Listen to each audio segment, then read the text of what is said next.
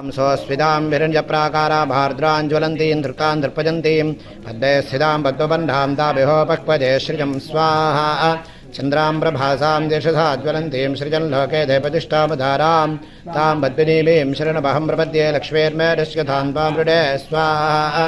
आदित्यमण्डे तपसोऽधिजातो वनस्पतिस्तपवृक्षोऽधबिल्वः तस्य फलानि तपसानुदन्तु भादान्तराजाश्च बाह्या लक्ष्मी स्वाहा उपैधुवान् देवसखः कीर्तिश्शवनिनासः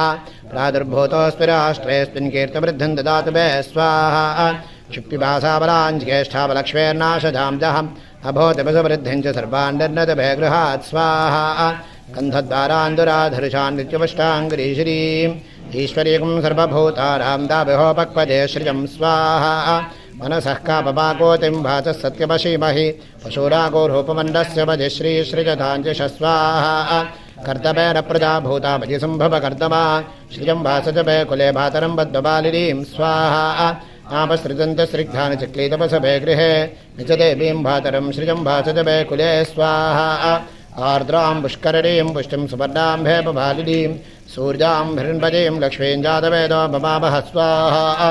आर्द्रां यः करणीं ज्येष्ठीं पिङ्गलां पद्मबालिनीं चन्द्रां हिरण्मयीं लक्ष्मीं जातवेदो ममावह स्वाहा तां मावह जातवेदो लक्ष्मीमनपगामिनीं यस्यां हिरण्यं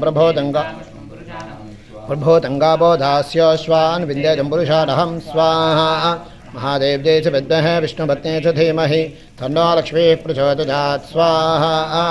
नाराजन